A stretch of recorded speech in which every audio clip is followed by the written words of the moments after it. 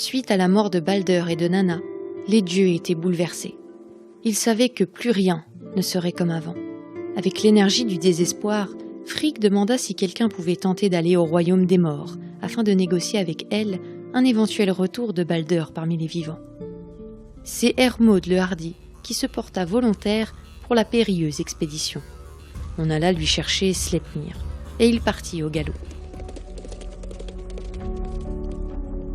Voici un extrait de l'Edda de Snorri, disponible sur espritviking.com.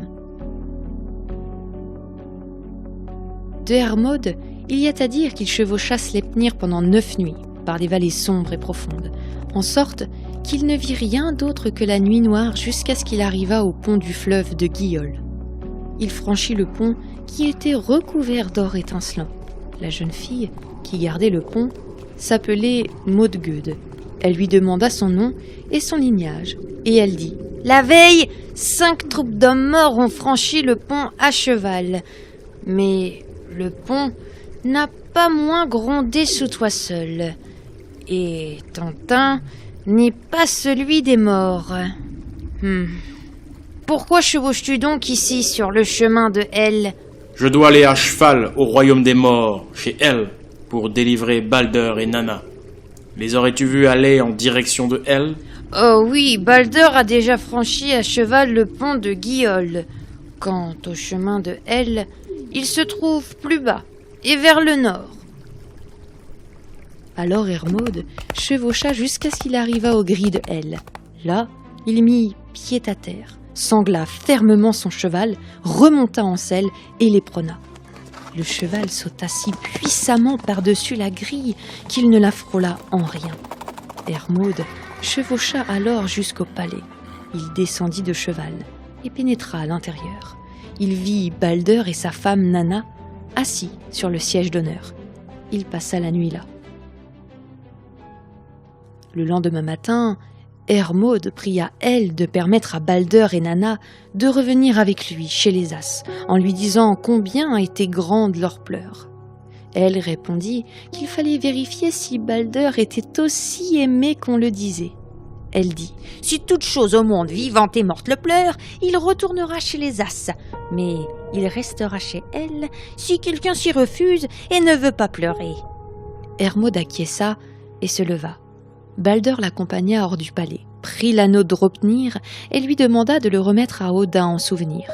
Quant à Nanna, elle envoya à Frigg une étoffe de lin et plusieurs autres cadeaux, et à Fula un anneau d'or. Hermod fit la route du retour à cheval. Il arriva à Asgard et rapporta tout ce qu'il avait vu et entendu. Aussitôt, les As envoyèrent des messagers à travers le monde entier afin de prier tout un chacun de pleurer Balder pour pouvoir le faire sortir de Hel. Tous le firent, des hommes et les animaux, la terre et les pierres, les arbres et tous les métaux, comme tu dois avoir observé que des choses pleurent quand elles sortent du gel et entrent dans la chaleur. Alors que les messagers revenaient après avoir bien rempli leur mission et que le monde entier semblait avoir pleuré, ils s'inquiétèrent de ne pas voir revenir Balder. Ils découvrirent dans une grotte une géante qui déclarait s'appeler Tok. Ils la prièrent de pleurer Balder afin de le faire sortir de Hel, mais elle répondit « Mais Tok versera des larmes sèches sur les funérailles de Balder. Ni vif ni mort du fils de l'Ancien, je n'eus à me réjouir. Que elle garde ce qu'elle a. » Choqués par cette réponse, les As devinèrent qu'il s'agissait là de Loki, déguisé en géante. Loki, le fils de Lophé, lui qui causa le plus de mal aux As. La quête d'Hermod à Hel, c'est un mythe qui me tient particulièrement à cœur, parce que l'histoire d'Hermod, c'est la mienne en fait. Pour connaître l'intégralité du poème, rendez-vous sur espritviking.com pour vous procurer l'authentique Edda de Snorri, commentée par Oleg de Normandie, la seule version débarrassée de l'influence chrétienne. Plus d'informations dans la barre de description de la vidéo. Pour d'autres poèmes, abonnez-vous à la chaîne. L'histoire d'Hermod, c'est la mienne en fait. Moi, ça fait plus de 10 ans que je me suis lancé dans une quête une quête de vérité. Et c'est en plein dans cette quête que je me suis rendu compte, en étudiant l'Eda, que ce que je vivais, la quête que j'avais entamée, elle était racontée dans l'Eda en fait. Parce que, qu'est-ce qui fait Hermod? Qui est Hermod? En fait, c'est quelqu'un qui recherche la vérité dans le passé. Hermod va au royaume des morts pour tenter de délivrer la princesse Nanna et Balder en utilisant, très important, le cheval Sleipnir. C'est une allégorie pour nous dire des choses concrètes. Déjà, aller dans le royaume des morts, c'est tout simplement aller au royaume des ancêtres, c'est-à-dire dans le monde des ancêtres, c'est-à-dire dans le passé, pour délivrer Balder et Nanna qui, eux, figurent la vérité sur ce passé, qui, eux, figurent cet ancien monde englouti, si je puis dire, ce monde caché. Là où on voit que Hermod, c'est vraiment le chercheur, celui qui est en quête de vérité, c'est l'historien aussi, c'est que quels sont les moyens utilisés par Hermod pour tenter de délivrer Balder et Nanna? Il y a le cheval Sleipnir. Mais déjà, dans le nom d'Hermod, on a déjà un indice, parce que l'étymologie de Hermod, c'est lié au dieu grec Hermès, qui lui aussi est un messager. Hermod est un messager, il va ramener le message de Balder et Nanna, le message des dieux. Hermès est messager des dieux. Et Hermès, c'est lié à l'hermétique. Hermod, étymologiquement, c'est lié aussi à l'hermétique. L'hermétique, c'est un moyen de dissimuler des connaissances. C'est un moyen finalement de préserver des connaissances, de protéger donc la vérité. Et l'hermétique est lié au chiffre 8. Or, le cheval que Hermod a la chance de pouvoir utiliser, c'est le seul qui peut utiliser Sleipnir, le cheval d'Odin, avec Odin évidemment, il possède 8 pattes justement. 8 pattes pour quelqu'un qui... Un cheval à 8 pattes pour quelqu'un qui s'appelle Hermod, c'est une référence directe, claire et nette à l'hermétique. Donc Hermod, c'est celui qui utilise l'hermétique pour essayer de retrouver, de délivrer la vérité sur le passé. Maintenant, qu'est-ce que Sleipnir? Certes, il est lié à l'hermétique. Mais c'est pas seulement ça, Sleipnir. Sleipnir, c'est vraiment le moyen principal que j'ai utilisé jusqu'à présent pour... sans Sleipnir, sans ce qu'est vraiment Sleipnir, sans ce que figure Sleipnir, je ne serais pas arrivé au point où j'en suis. Pour ceux qui viennent de découvrir la chaîne, je ne vais pas leur souffler tout de suite.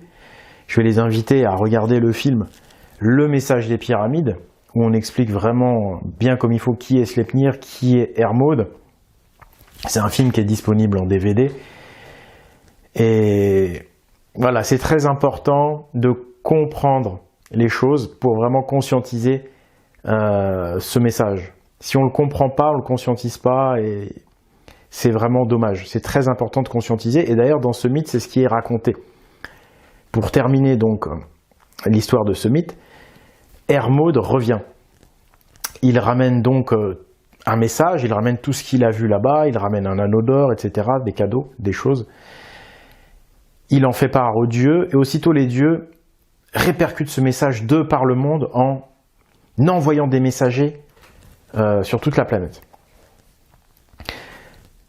Le deal, c'est pour pouvoir délivrer la princesse Nanna et Balder, il faut pouvoir faire pleurer le monde entier. Il faut que les gens pleurent en fait cet ancien monde. Il faut que les gens conscientisent ce qu'on leur a volé, ce qu'on leur a caché, conscientisent la beauté de cet ancien monde. Et c'est pour ça que je vous invite à comprendre les choses et que je ne vous souffle pas tout. Parce qu'on ne peut pas trouver les choses aussi belles qu'elles le sont si on ne fait pas l'effort de vraiment comprendre.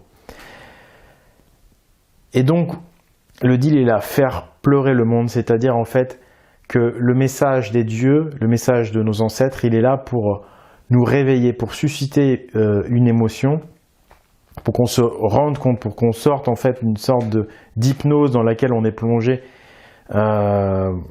tous dans le monde actuel où on nous éduque, on nous instruit avec des fausses croyances, on nous dissimule en tous les cas cet ancien monde.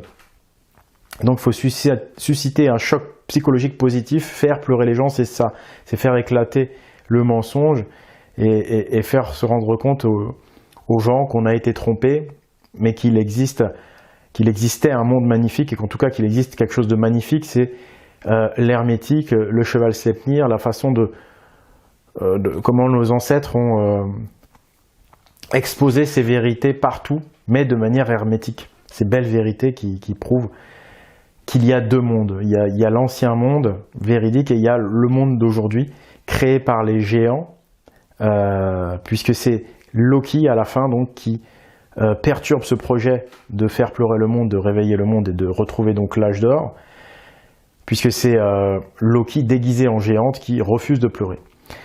Donc là on retourne dans l'éternel combat entre les dieux bienfaisants et les géants, et donc Loki est celui qui avait déjà tué Balder et donc propulsé lui et sa femme aux oubliettes au monde des morts. Et là encore aujourd'hui, il est là pour lutter, pour empêcher ce réveil du monde. Et ben c'est ce que je vis aujourd'hui en fait, puisque vous voyez que toutes mes vidéos sont attaquées. Donc on peut dire que c'est Loki qui attaque chacune des révélations que je fais pour empêcher les gens de se réveiller, pour que Loki garde son pouvoir, garde son hypnose sur la population. Ne vous inquiétez pas, ce que je voulais vous dire, c'est que la quête d'Hermod n'est pas terminée. J'ai ramené des informations issues du passé, grâce à Sleipnir, grâce à l'hermétique, mais je vais encore chevaucher Sleipnir et je vais encore vous ramener des messages, des perles du royaume de Hel, parce que j'ai pas tout ramené, hein. J'ai ramené pas mal de choses, mais je suis encore loin d'avoir fini. Ce qu'ont laissé nos ancêtres, le message est très impressionnant, vous allez voir. Donc, on va encore être plus fort. Le message va bientôt se renforcer. Dans mon travail, je suis pas aidé par les géants, au contraire, ils me mettent des bâtons dans les roues. Donc, c'est un vrai travail, c'est beaucoup de travail, donc ça nécessite une structure économique. Et donc, c'est la boutique espritviking.com qui permet de financer ce travail, de financer la quête d'Hermod. Le DVD sur le film Le Message des Pyramides, il est sur la boutique. Il y a également le film Templiers Vikings et Cathédrale. Et donc toutes ces cornes, hein, c'est des nouveaux produits qu'on vous propose. Des cornes à boire, aussi sur la boutique espritviking.com. Enfin, c'est également très important si vous pouvez faire des dons directs. Mais cette fois-ci, c'est à l'association Pagan. Cette association donc, qui récolte des fonds pour produire ces vidéos également. Voilà, je vous remercie. C'était Oleg Hermod de Normandie pour vous servir, pour vous apporter, pour vous servir sur un plateau la vérité, en espérant pouvoir un jour faire couler une petite larme, susciter une émotion, susciter un réveil. Voilà. Merci beaucoup, à bientôt et au revoir.